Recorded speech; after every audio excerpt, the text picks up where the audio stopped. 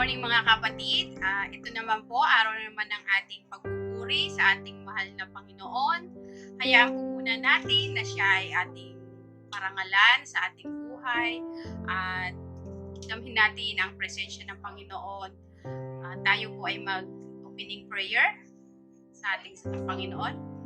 Yes, Father God, salamat o Lord. Pinupuri ka namin, dinadakila ka namin o Lord God. Pinapakarangalan ka namin sa iyong dakilang pangalan o Lord God. Humihingi kami Panginoon ng kapatawaran sa lahat ng aming nagawang pagkakasala. Linisin mo ang aming puso at ang aming isipan upang kami ay karapat-dapat o Lord na lumapit sa iyo at magpuri Panginoon. Salamat Panginoon sa pagkakataon na ito na muli ka namin maitaas sa aming puso at sa lugar na ito Panginoon. Gabayan mo ang lahat ng tao na iyong gagamitin sa iyong gawain o Lord God.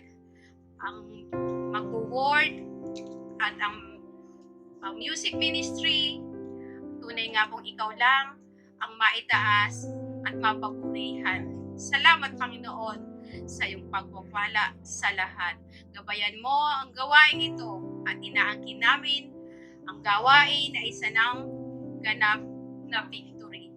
Salamat o Lord sa iyo ang papuri at pagpaparangal. Sa pangalan ni Jesus, Amen. Hey! Sige po, ating pong i-welcome ang EICC Music Ministry. Sa Diyos ang papuri.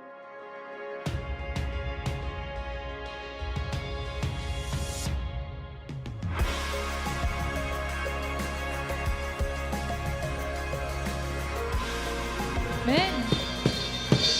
Good morning po sa ating lahat. Good morning! Pwede po ba nating batiin ang ating mga katabi ng good morning? Ayan, kaway-kaway muna. Are we all excited for God's presence? Sino po dito yung excited na? Sino po dito yung excited na sa presensya ng Panginoon? Amen. Lahat po na excited ay pumalakpak ng malakas sa ating Diyos na buhay. Hallelujah! Woo! And sabi nyo, excited kayo sa presence ng Lord. So, yung mga excited, di ba? Ano ba yung mga excited? Talagang ibibigay nila yung best nila sa pagpupuri nila at pagpapasalamat sa Panginoon because He is worthy of our hearts. He is worthy of our praises, of our adoration. And Jesus died for us so we can live. Jesus died for us so we can experience perfect love in this imperfect world. Jesus died for us so we can have joy and peace in our hearts. Kay Lord lang natin na-experience yung joy and peace. Kay Lord lang natin na-experience yung perfect love na yan. Hindi natin mahahanap sa mundo yan kahit gaano kapakayaman, kahit nasa'yo na lahat. Wow, nasa'yo na lahat. Pero hindi mo may experience yan kung wala ka sa Panginoon. Kaya tayo ay sobrang blessed na nakilala natin ang ating Lord. And today, we will celebrate His goodness and faithfulness in our lives. So let's clap our hands and worship Him. Come on, church! Woo!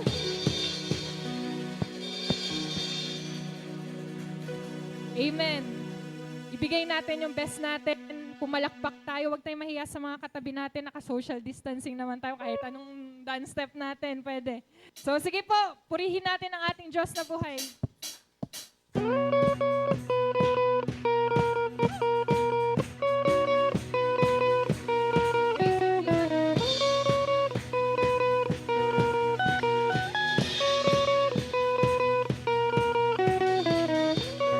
Searching the world, the lost will be found.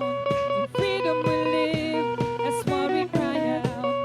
You carried the cross, you died and rose again. My God, I only ever give my all.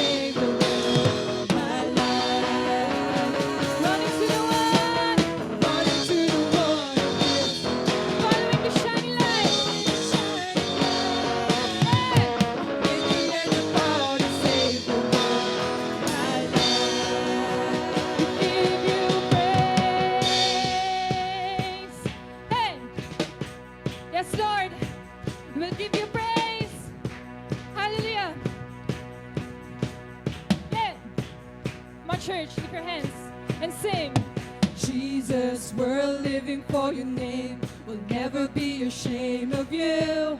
Whoa, our praise and all we are to sing. Take it all. Take it all. Jesus, we're living for your name. We'll never be ashamed of you. Whoa, our praise and all we are to sing. Take it all. Sing it again, church. Jesus, we're living for your name. We'll never be ashamed of you. Whoa, our praise and all we are to sing. Take it all. Take it all. Take it all.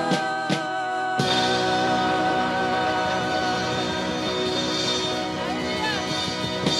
Take it all, Lord. Take these praises. Take these praises. Hallelujah. Woo! Sabi sa Jeremiah 29:11, "For I know the plans I have for you, says the Lord. Plans to prosper you and not to harm you. Plans to give you hope and a future." Walang ibang nais na hangad ang ating Panginoon kundi yung mapabuti yung kanyang mga anak. Kaya pasalamatan natin siya, papurihan natin siya. Thank you, Lord, for all the blessings, for all the trials, for all the battles. You deserve our praises. Hallelujah. Hey!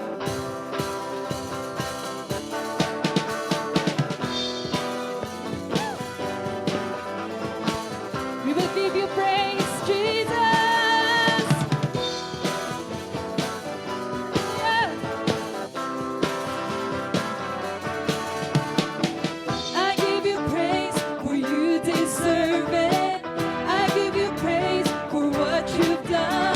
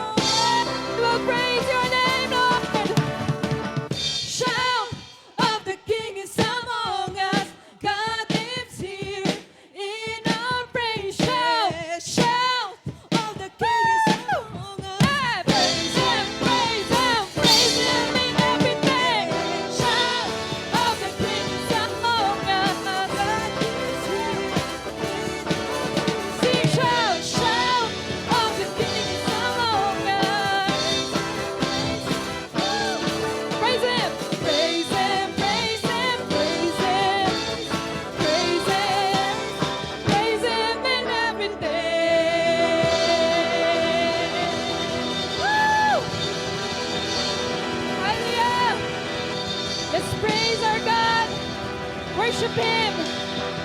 Worship Him, Jesus. Praise Him, praise Him, praise Him, praise Him.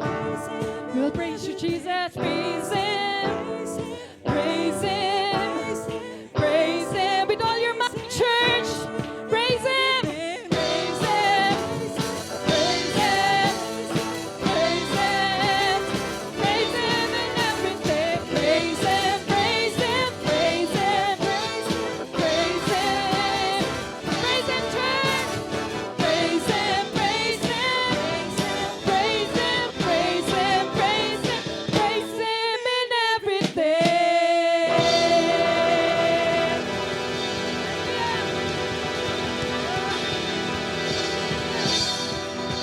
Praise you, Lord. Praise you, Jesus.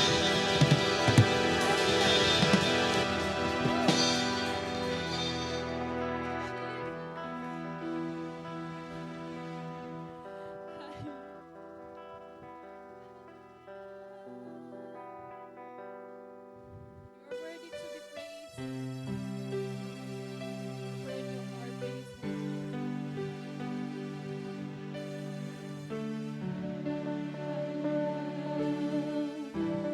Praise you.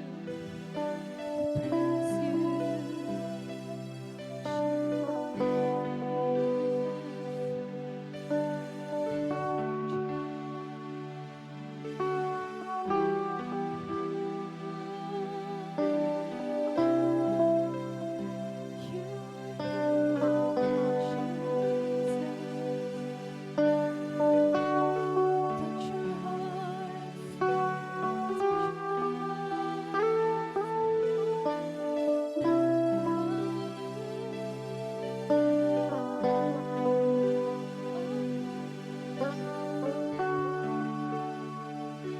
My church, let's lift our hands to our God.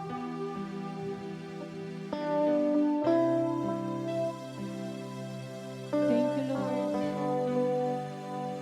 Thank you, Father. Thank you, Jesus.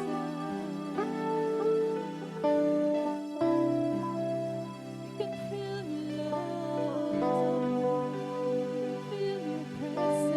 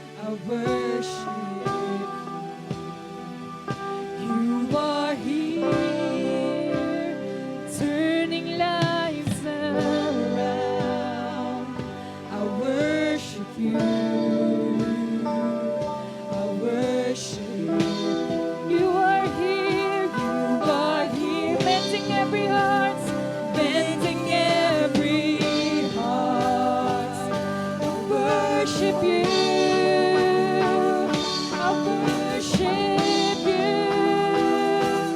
You are waymaker, miracle worker, promise keeper, light in the darkness. My God, that is who you are. You are waymaker, miracle worker, promise keeper, light in the darkness. My God, that is who you are. You are waymaker. Waymaker, miracle worker, promise keeper, light in the darkness. My God, that is who you are. Sing waymaker, waymaker, miracle worker, promise keeper, light in the darkness. My God, that is who you are, Lord. Sing. That is who you are. That is who you are. That is who you are. That is who you are. Even when I don't see it, you're working. Even when I don't feel it, you're working. You never stop. You never stop. You never stop working in our lives, Lord. We are here to worship you, Jesus. You are worthy of His praises. You are worthy of our hearts, our lives. Hear our praises, Lord. Even when I don't see it, you're working. Even when I can feel it, you're working. You never stop. You never stop working. You never stop. You never stop working. Even when I don't see it, you're working. Even when I don't feel it, you're working. You never stop. You never stop working. You never stop. You never stop. Even though, even when I don't see it, you're working. Even when I can feel it, you're working. You never stop. You never stop working. You never stop. You never stop working. Waymaker, miracle worker, promise keeper.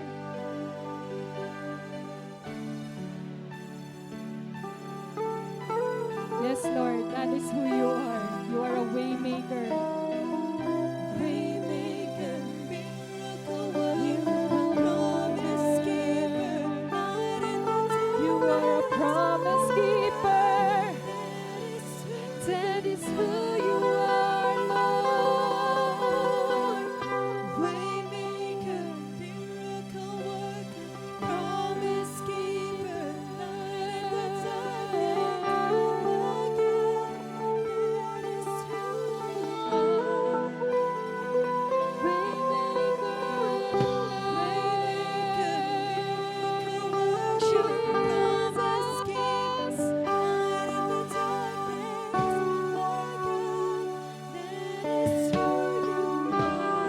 Even when I don't see it, you are working. Even when I don't see it, you're working. Even when I don't feel it, you're working. You never stop. You never stop working. You never stop. You never stop working. Even when I don't see it, you're working. Even when I don't feel it, you're working. You never stop. You never stop working. You never stop. Even when I don't see it, Lord.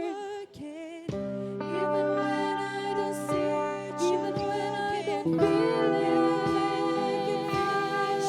you are working.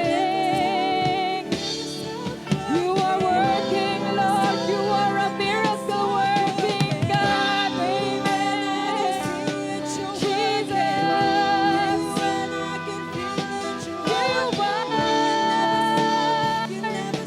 You are.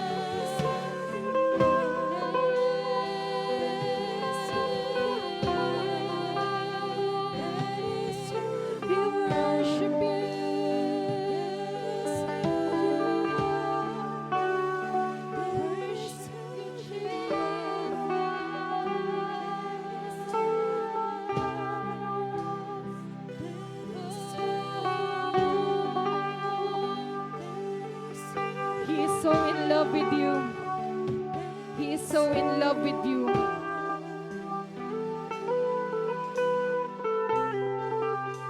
He died for our sins, for you to realize your worth, for you to realize how special you are. He died for you because He loves you. He is so in love with you.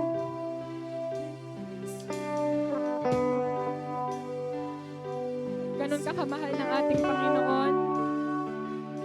Overflowing, Lord, yung love sa hearts namin. Every time, Lord, na ma-realize namin yung ginawa mo sa cross. You are a waymaker. Dahil, Lord, wala na kaming pag-asa noon. Pero nung dumating ka sa buhay namin, nagkaroon kami ng pag-asa. Nagkaroon ng daan yung mga buhay namin. Binigyan mo ng daan yung aming mga buhay, Panginoon.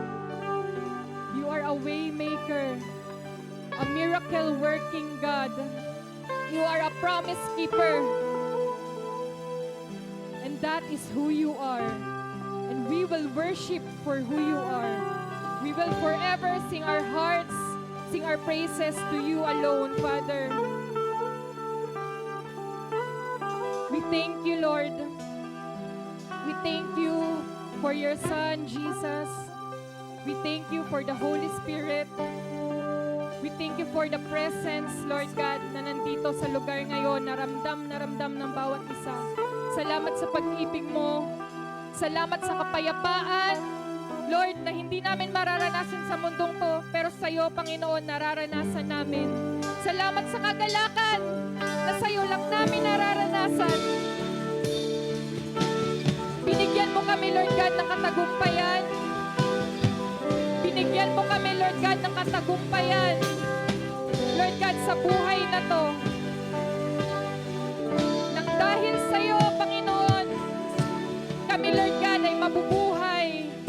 Kami, Lord God, ay nagagalak. Kami, Lord God, ay nagmamahal. Nang dahil sa iyo, kami, Lord God, ay nagpapatawad. We thank you, Lord God, for loving us. Salamat, Panginoon.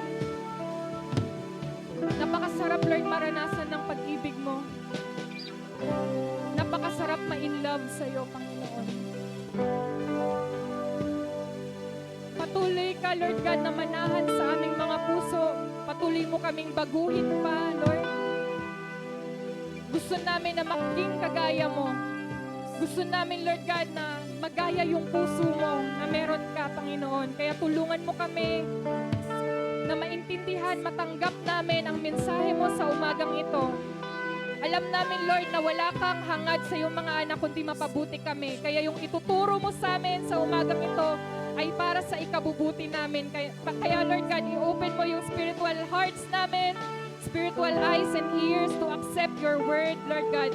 Your love, Lord God, to accept, Lord God, your healing, to accept, Lord God, your blessing and breakthrough. Sa umagang ito, Panginoon, we claim it in the name of Jesus. We claim it in the name of Jesus. We thank you, Lord. We bring back all the glory, honor, and praises to your name alone.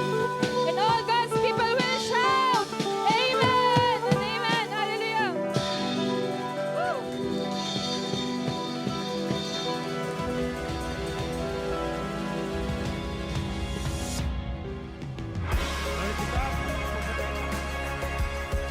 Magandang araw po mga kapatid.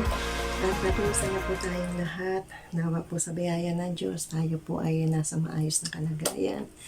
At tayo po muli ay tudulog sa banal na gawain ng ating Panginoon. Sige po, manalangin po muna tayo. Aming Diyos na makapangyarihan sa lahat, lumalapit po kami ng buong pagpapakumbaba. Humihingi po kami, Lord, ng gabay mo. We invite your holy presence and the moving of the Holy Spirit, Panginoon. Salamat sa mga mensaheng ibababa mo, Lord, sa araw na ito na magbibigay sa amin ng panibagong pag-asa, Panginoon, aming mararanasan, Panginoon. Salamat po at sa inyo namin, Lord, ipinagkakatiwala ang kabuuan ng gawain ito. Thank you so much, God. In Jesus' name, Amen and Amen. Praise God. So, ating pong pag-uusapan ay with the title, Hope That Comes from Belonging to God. At ito po ay matatagpuan sa Old Testament. Our scripture is in the book of Numbers, chapter 3, verse 16, says, So Moses counted them as he was commanded by the word of the Lord. Lahat po ng lalaki sa lipi ni Levi mula sa isang buwang gulang pataas ay iniutos ni Yahweh kay Moses na itala ito mula sa isang buwang gulang pataas. Sinunod po ni Moises itong utos ni Yahweh at ang kabuang bilang po ng mga Levita ay umabot sa bilang na 22,000 noong pong panahon na iyon. So, praise God dahil ito naman po ang kabuuan ng lipi or ang lahi ng lipi ni na Aaron and Moises in Numbers chapter 3 verses 1 to 4. This is the account of family of Aaron and Moses at that time the Lord with Moses on Mount Sinai. Ito po yung panahon na nakipag-usap si Yahweh kay Moses at ito po yung kanyang lahi ni na Aaron. Ang mga anak ni Aaron ay sina Nadab, the firstborn, and Abihu, Eleazar, and Itamar. Sila po yung mga anak ni Aaron. They are the anointed priests and we were ordained to serve as a priest. Nadab and Abihu, however, fell dead before the Lord when they made an offering with unauthorized fire before him in the desert of Sinai. Namatay po sina Nadab at Abihu dahil sila po ay naghandog kay Yahweh sa harap ng altar ng bundok ng Sinai na hindi naman po ito itinalaga para doon. Kaya kaniyang anak na sina Eleazar and Itamar only served as a priest during the lifetime of their father Aaron. So praise God, ito po ay sila po ay mga pinili ng Diyos, dedicated to the service of God. They are anointed and receive the very honored position like he said in 1 Peter chapter 2 verse 9, but you are a chosen people, a royal priesthood, a holy nation, a people belonging to God, that you may declare the praises of him who called you out of darkness into his wonderful light. Sila po yung mga lahing hinirang ng Diyos, ang mga pinili ng Diyos, and the royal priesthood came from the descendant of Aaron. So sila po yung pinili, a chosen nation, a people of Israel belongs to God, set apart. Sila po yung tinawag ng Panginoon, pinili sila ng Panginoon. At tunay po na ang Israel ay ginamit ng Panginoon. Dito po namuhay ang ating Panginoong Jesus bilang isang tao. Dito po niya ipinahayag sa bansang Israel ang kanyang mga utos at ang kanyang mga pangako. Dito niya po ibinigay. At lahat ng iyan ay naganap po sa bansang Israel. Truly, Israel is a blessed nation. Kaya mapalad po ang bansang Israel at tayo rin po ay isa sa mga pinili ng ating Panginoon. Truly, we are also blessed. Sabi nga, there is hope that knowing that I'm important, tayo rin po ay kasama doon. Just as Aaron and his son were chosen Christian, you are a chosen people. You have been chosen by God. Christ has accepted you and there's no condition listed there. It's not based on your performance, on something that you earn. You'll never deserve it. God simply, I choose you. Sabi nga, we are a chosen people, chosen by God. As Jesus accepted us for whoever we are, ano man po yung ating naging buhay ng mga nakaraan, ano man po yung ating mga naging pagkukulang, pagkakamali, hindi po yun yung tinitingnan ng ating Panginoon, kundi yung ngayon, kung paano po tayo tumanggap, kung paano po tayo ay lumapit sa Kanya, nakipag-isa sa Kanya, yun po yung mahalaga sa Kanya. Hindi po niya tayo hinihinga ng anumang kondisyon or anything, performance, qualification, and requirements. Ang nais lamang po ng Panginoon ay tunay na tayo ay manampalataya sa Kanya. Tayo ay pinili ng Diyos, anuman po ang ating pong katayuan. Kung akala natin ay nagkamali tayo at hindi na po tayo pwede pang lumapit sa Diyos, tayo po ay mahal ng Diyos, and because we are important to God, tayo po ay patuloy na makipag-isa sa Kanya. God love us at hindi po niya tayo out of place. Tayo po ay Kanyang mga anak. So, balikan po natin ang Book of Numbers, chapter 3, verses 5 to 13.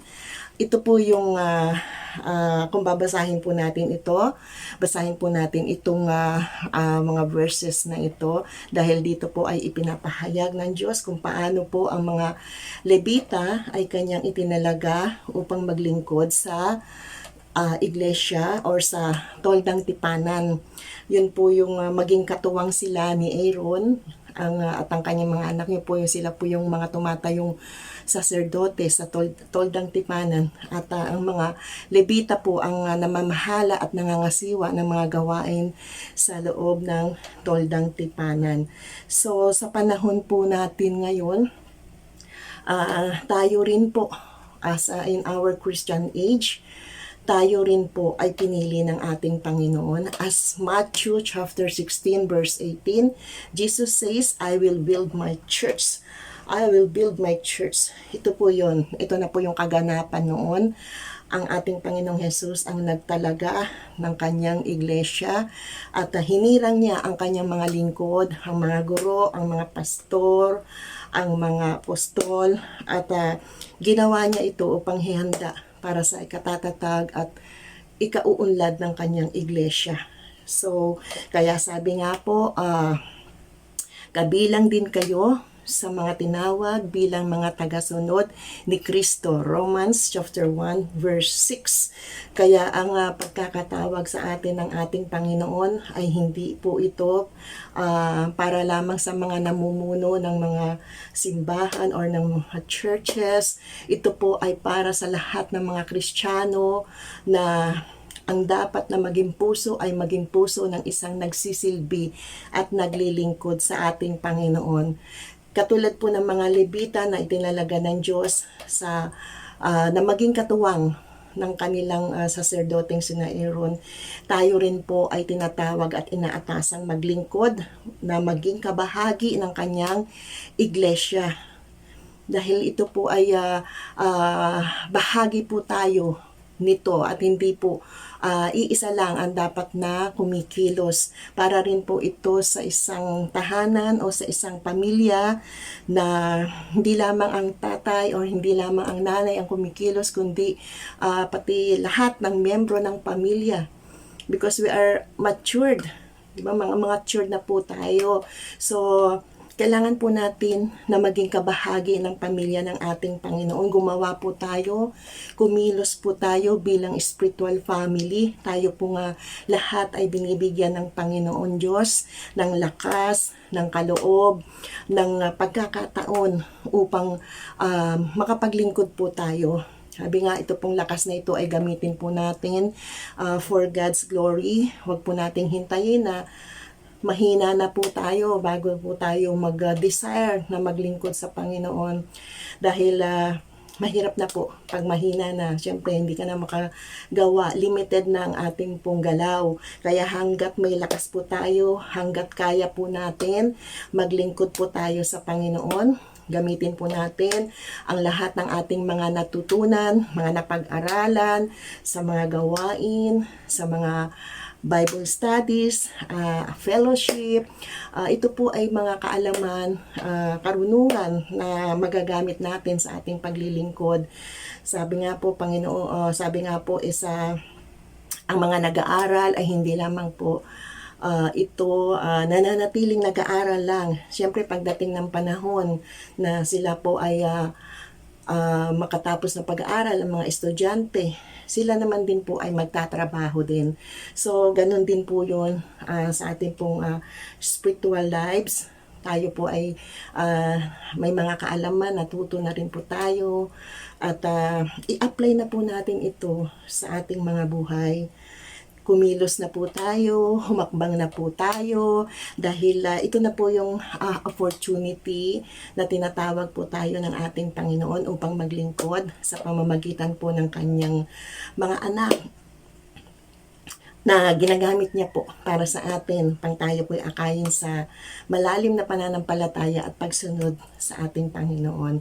So, sama-sama po tayong maglingkod. Huwag po natin ihiwalay ang ating sarili. Tayo po ay mga anak ng Diyos at kabilang sa kanyang pamilya. We are set apart. Pinili po tayo ng Panginoon at kailangan lamang po natin na makipag-isa. So, praise God. Salamat sa lakas na at pag-asa na ibinibigay sa atin ng Panginoon.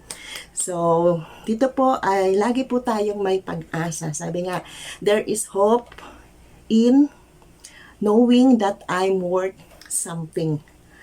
What's our value as ourselves? Who owns me? Ito po yung katanungan dito. Tayo po ay pagmamay-ari ng Diyos.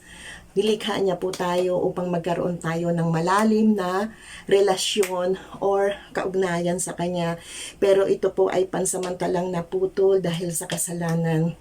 Kaya ating Panginoong Jesus ay nagkatawang tao upang bayaran. He paid for our sin ng Kanyang buhay, sariling buhay bilang handog at ganun din ang Kanyang banal na dugo.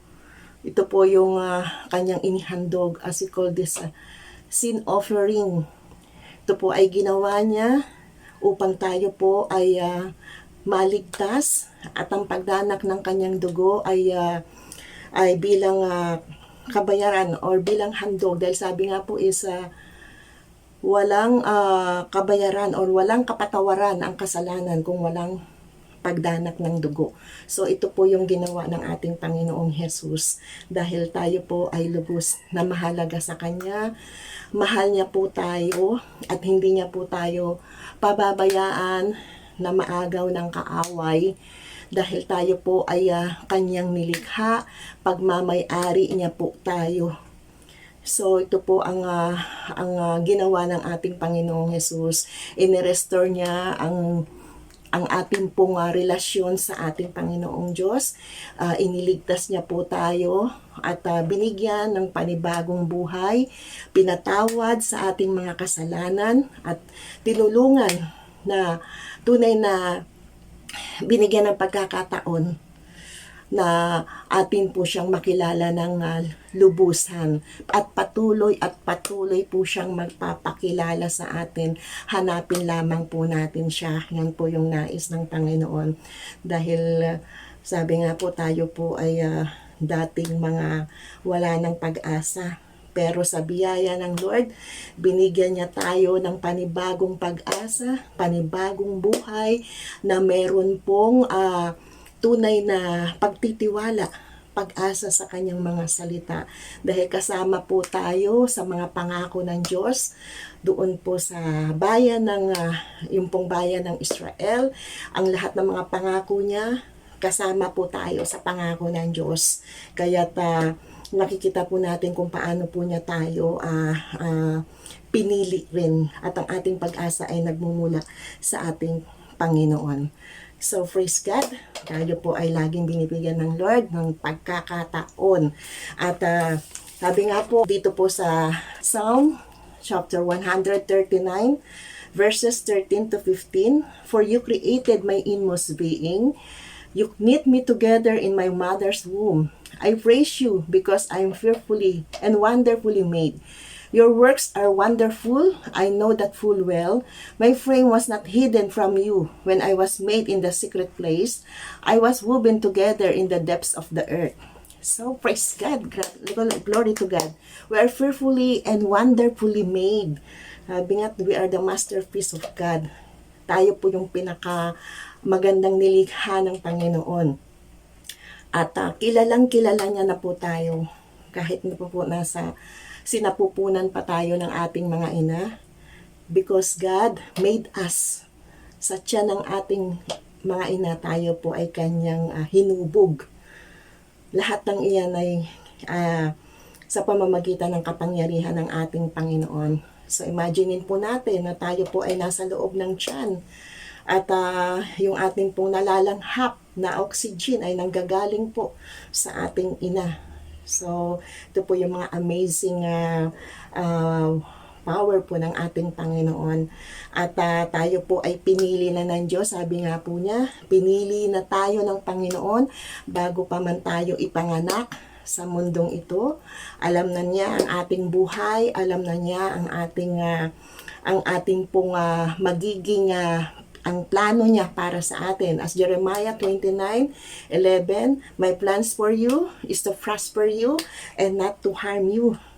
Amazing po talaga ang ating Panginoon, na tunay po masasabi talaga natin na we're only just saved by grace.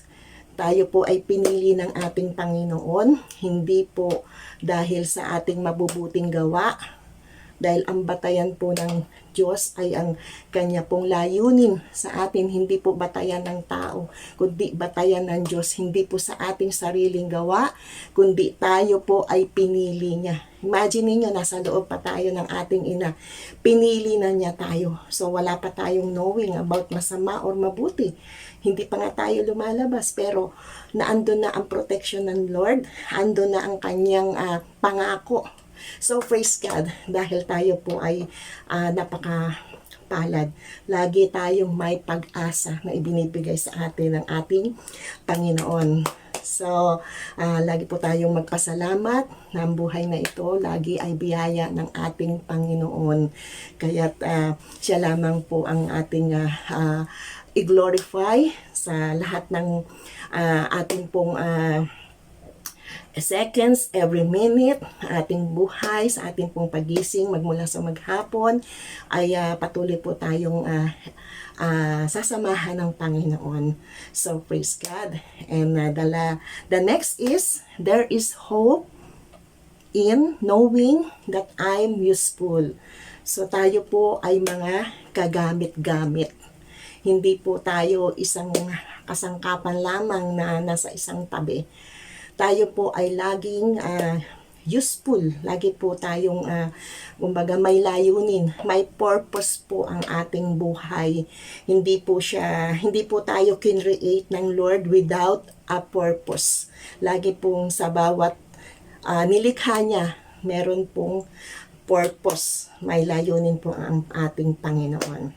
So, balikan po natin. In the Old Testament, priests did two things. Dito po ay sinasabi na ang mga priest or mga saserdote, sila lamang po ang may privilege and responsible to go directly to God. Sila lamang po yung nagdadala ng mga handog ng mga Israelites. Sila lamang po yung may authority na pumasok doon sa dakong kabanal-banalan. Sila lamang po yung may privilege na makipag-ugnayan sa Diyos. At ang lahat ng mga tao, sa kanila, lahat ng mga pangangailangan ng tao, ay kanilang idinudulog muna ito doon sa saserdote. At ang saserdote na po, ang lahat ng dudulog nito sa Diyos. Sila po yung, kumbaga, mediator po. Sila yung tagapamagitan nung panahon na iyon sa Old Testament. Pero praise God, dahil po sa panahon po natin ngayon, ay tayo po talaga ay biniyayaan ng ating Panginoong Diyos sa pamamagitan po ng ating Panginoong Jesus. Tayo po ngayon ay makalalapit na directly sa ating Panginoong Diyos. Tayo po ay meron ng pagkakataon na lumapit sa Diyos. Sabi nga po is Jesus is the way, the truth, and the life. No one comes to the Father except through Him. Sa pamamagitan po ng ginawa ng ating Panginoong Jesus, His finished work on cross, tayo po ay kanyang binigyan na po ng direct relationship, or tayo po ay makalalapit na sa ating Panginoong Diyos. Saan man po tayo magpunta, pwede po tayong manalangin, pwede po tayong tumawag sa Kanya. Hindi na po natin na kailangan pang pumunta pa sa mga isang malalaking templo kagaya po ng ginagawa noon ng mga Israelites. Ngayon po, tayo po ay pwedeng manalangin because God is always with us. Sabi nga, as a believer, the Holy Spirit dwell on us. Kaya't anytime, kasama po natin siya at pwede po natin siyang tawagin. So praise God sa mga pagkakataon na binibigay po sa atin ng ating Panginoon. At ganun din po, sabi po dito, God says you have been gifted for ministry to serve other people. Tayo rin po ay pinagkalooban ng Panginoon ng ating pong mga kakayahan, mga talento, mga yung ating pong lakas. Binibigay po ng Panginoon ito sa atin, yung ating pong mga kaloob niya sa atin, na spiritual gift. Lahat ng ito ay biyaya ng Lord upang tayo ay magamit sa paglilingkod sa ating pong kapwa. Nakakapag-serve po tayo. Sabi nga, serving God is to serve people. So, ito po yung pong mga saserdote, sila po ay naglilingkod doon po sa mga Israelites. Kaya nga sila nga po yung gumagawa ng paraan lahat, or sila yung gumaganap ng lahat ng responsibility upang idulog sa Diyos yung kanilang mga hinaing. So, tayo po ay meron na po tayong pagkakataon na makapaglingkod sa ating Panginoon through the needs of other people. Lahat ng ito po ay binigay sa atin ng Diyos. Biyaya po niya ito sa atin. At sabi nga po, we are gifted, at lahat ng mga pinagkaloob niya sa atin, gamitin po natin ito. Huwag po natin itong itago. Huwag po natin itong itabi, kundi gamitin po natin. Dahil ang isang bagay or ang isang regalo ng Diyos na ibinigay sa atin, kailangan po natin gamitin. Parang regalo lang yan na ibinigay sa atin ng tao din, na kailangan mong buksan, kailangan mong gamitin. Kasi pag hindi mo binuksan yan, maluluma, masisira. So, tayo rin po ay binigyan ng pagkakataon ng Panginoon. Binigyan niya po tayo ng regalo na ating pong magagamit para po sa ating kapwa at sa ating sa pamamagitan din po ng ating paglilingkod sa ating Panginoon. So, kailangan lamang po natin itong tuklasin, i-discover din po natin kung ano po ba yung mga kaloob ng Diyos sa atin. So, saan nga po ba tayo ministry? Kabilang, saan po ba tayo gagamitin ng Panginoon? Sabi nga po, hindi po natin yan malalaman kung hindi po natin susubukan. Subukan po muna natin, maglingkod po muna tayo, gumawa tayo, at sa ating po paglilingkod ay ipapaunawa po sa atin ng Panginoon kung saan niya po tayo gagamitin, kung ano pong ministry. Kailangan lamang po na mag-initiate po tayo. Tayo po muna yung gumawa para ang Lord na po ang magbibigay sa atin ng lakas. Sabi nga po, kapag tayo po ay tinawag ng Diyos, ay bibigyan niya tayo ng lakas. I-equip niya po tayo. I-empower niya po tayo. At nagtiwala lamang po tayo sa Kanya. Sabi nga po, every Christian is a minister. At ang mga Kristiyano po, dapat ay naglilingkod lahat. At ang mga Kristiyanong hindi naglilingkod is contradict. So, ibig sabihin, ang mga Kristiyanong hindi naglilingkod ay sumasalungat sa layunin ng Diyos. So, tayo po ay binigyan na ng Diyos ng lahat ng pagkakataon. Gamitin po natin ito para po sa Kanyang kaluwalhatian. At kailangan po tayo. The body of Christ need us. Hindi po ito isang request, hindi po ito isang option na maglingkod o hindi. This is a command of God at kailangan po natin itong isagawa. Kailangan po nating gamitin ang lahat ng mga bagay na ibinibigay ng Lord sa atin para po sa Kanyang dakilang layunin. So, praise God. Salamat sa Panginoon dahil tayo po ay Kanyang patuloy na kinakasangkapan upang ang lahat din po ng mga tao ay maakay din po natin sa pananampalataya. Magkaroon lamang po tayo ng isang tunay na banal na patotoo that we encourage people. Praise God. At tayo po ay magtatapos sa last verse in Romans chapter 5 verse 8. But God demonstrated His own love for us in this, while we were still sinners, Christ died for us. So ito po ang ginawa ng ating Panginoong Jesus. Tayo po ay iniligtas, tinubos sa ating mga kasalanan nung tayo po ay dating makasalanan pa. Pero ngayon, tayo po ay binigyan na ng Diyos ng panibagong buhay, panibagong pag-asa, as 2 Corinthians 5:17. Tayo po ay, we are a new creation. Po ba? Tayo po ngayon ay may buhay na panibagong buhay. At ang dati nating buhay ay atin na po itong iwinaksi. Nung panahon wala pa po tayong pagkakilala sa Panginoon. Kaya't salamat sa Panginoon dahil tayo po ay ibinukod niya, itinangi niya, or we are set apart bilang kanyang mga anak, bilang kanyang mga lingkod.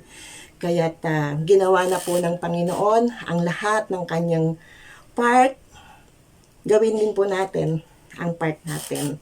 At sabi nga, ibalik po natin sa Diyos ang lahat ng ating pasasalamat, ating pagsamba, ating mga papuri. Sabi nga po is honor God through our service. Praise God. Napaka-amazing po. Salamat sa Panginoon dahil tayo po ay ginagamit niya upang tayo ay makapaglingkod sa Kanya. Sa panahon po natin ngayon, tayo po ay maglingkod, generation to generation, kagaya po ni na Aaron at ang kanyang mga anak. Maglingkod po tayo, sama-sama po tayo. At tunay na lahat po tayo pagpapalain ng Panginoon. Sabi nga po is, me and my household, we will serve the Lord. Amazing po. At kiniklaim lang po natin yan. At bilang pagtatapos, sabi nga po, in our own strength, we are worthless. We are not important. We are not useful. But through Christ Jesus, tayo po ay ginawa niyang importante, mahalaga. Tayo po ay kagamit-gamit. We are very useful. So wala po tayong dapat na maging dahilan, wala po tayong maging excuse upang hindi po natin magamit or hindi tayo makapaglingkod sa Kanya. Nandyan na po ang lahat ng mga biyaya niya. At kapag po tayo ay tinawag ng Diyos, sabi nga, God equipped us and empowered us. His calling, yung Kanya pong pagkatawag sa atin is a highest calling. Because true success, sabi nga po, is yung pagtupad mo, yung mag-response tayo sa pagkatawag ng Diyos. Yan po yung true success ng ating buhay, tunay na katagumpayan. At sa biyaya ng Lord, tayo po ay patuloy na bibigyan ng Lord ng lakas pa para po tayo ay magamit sa Kanyang pamilya or in our spiritual family. Sama-sama po tayo maglingkod sa Panginoon. Praise God. Salamat sa Panginoon. Tayo po ngayon ay manalangin. Salamat sa Panginoon. Lord, salamat po sa araw na ito na inyo pong ipinagkaloob sa amin. Salamat sa mga mensahe na aming natanggap. That truly, Lord, there is hope. Lagi po kaming may pag-asa because we are important, we are worthy, and we are useful. Salamat po, Panginoon, sa lahat ng pag-asang binibigay mo sa amin, sa panibagong buhay. Nawa po ang mensahe mo kung ito, Lord, ay patuloy, Lord, na maitanim po namin sa aming puso, sa aming mga isipan, at tunay, Lord, na amin po itong maisagawa. Mai-apply po namin ito sa aming buhay. Salamat po, Lord, sa lahat ng iyo pong pagkilos. Thank you, God. Sa inyo po ang lahat ng papuri at pasasalamat sa pangalan ni Jesus. We thank you so much, Lord. In Jesus' name we pray. Amen and amen. God bless us all. Salamat po. Amen. Praise God. Muli po ay amin po kayong inaanyayahan na tayo po ay dumako naman sa pagbibigay. At akin pong babasahin sa inyo ang pangalawang Korinto 9:7 hanggang 8. Sabi niya po dito, ang bawat isa ay dapat magbigay ayon sa kanyang pasya, maluwag sa loob at hindi napipilitan lamang, sapagkat iniibig ng Diyos ang nagbibigay ng may kagalakan.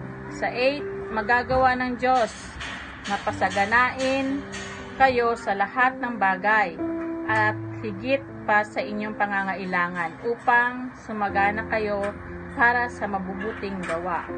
Kaya tayo pong mga anak ng Diyos ay nararapat lamang na habang nagbibigay, lalong-lalo na po sa gawain, ay may kagalakan nararamdaman o nararanasan. Sapagkat ang nais ng Diyos ay yung pusang loob na pagbibigay at hindi napipilitan. Mas kalugod-lugod po sa Lord yung masaya ka sa iyong ginagawa, masaya ka sa iyong pagbibigay para sa kanyang gawain, o sa mga tao na nais mong tulungan, ay meron kang kaligayahang nararamdaman. Kasi po, hindi kaaya-aya sa paningin ng Diyos kung sa iyong pagbibigay ay napipilitan ka lamang. Kahit po, di ba, sa mga magulang, kapag tayo po ay nagbibigay at nakikita ng magulang na masaya ka, tuwang-tuwa po yung magulang, na proud po yung nanay o yung tatay kapag inaabutan sila ng mga anak nila na ng may kaligayahan o kagalakan sa puso, na nakangiti, 'di ba? Yung makikita mo talaga yung saya. Kasi syempre, 'di ba, galing naman sa Lord lahat galing naman lahat ng tagumpay ang mga anak ng magulang natin ngayon o tayong mga anak ay nagiging tagumpay tayo dito sa lupa dahil din sa mga magulang natin na nagtiyaga sa atin na magpaaral, nangaral, at patuloy na kahit ano man ang kabalaktutan ng mga pag-uugali natin, ando doon yung parents natin na patuloy na nagtsatsaga para tayo ay gumanda yung buhay. Now, ngayon naman po na meron ng mga gagandang buhay at magagandang hanap buhay, mas masaya din po na nagbibigay tayo na may kagalakan para sa ating pamilya, sa ating mga magulang. Kaya, ganun din po sa Panginoon na kung ano man po yung meron ka, nakakayahan, at mas dadagdagan mo pa ng kaligayahan sa pagbibigay sa Panginoon, sa pagbabalik sa Kanya ng lahat ng bagay na ito, ay mas nalulugod po talaga ang Panginoon sa mga sa mapagbigay at may kagalakan na pagbibigay. Tapos sabi niya naman sa 8, di ba, na kaya niyang pasaganain ka pa sa lahat ng bagay sa buhay mo para lalo ka pang maging mabuting tao, mabuting tagapagbigay sa mga nangangailangan at sa ating maibalik mo sa ating Panginoon yung iyong pinagpagalan. At mas the best yun, yung hain na ganun na ibibigay mo, ihahandog mo sa Panginoon, yung pinagpaguran mo na, Lord, ito na yung aking pinagpaguran. Salamat sa iyo, dahil sa iyo, kaya ako may ganito. Kaya, magbalik po tayo sa Panginoon ng may kagalakan, ibalik po natin lahat ng bagay na meron tayo sa Panginoon, sapagkat yun naman po talaga ang tungkulin natin bilang mga anak ng Diyos, ang maibalik sa Kanya yung Kanyang para sa Kanya. Tayo po'y magbigay. Praise the Lord po. Jesus, we're living for your name. We'll never be ashamed of you. Whoa, our praise. And Lord, we are today. Take it all. Take it all. Jesus, we're living for your name. We'll never be ashamed of you. Whoa, our praise. And Lord, we are today. Take it all. Take it all. Running to the one who heals the blind. Running to the one who heals the blind. Following the shining light. In your hands the power to save the world. My life. Running to the one who heals the blind. Following the shining light. In your hands the power to save the world. My life. We give you praise. Hey! Yes, Lord. We'll give you praise. Hallelujah. Yeah. Come on, church, lift your hands and sing. Jesus, we're living for your name. We'll never be ashamed of you. Whoa, our praise and all we are to sing. Take it all. Take it all. Jesus, we're living for your name. We'll never be ashamed of you. Whoa, our praise and all we are to sing. Take it all. Sing it again, church. Jesus, we're living for your name. We'll never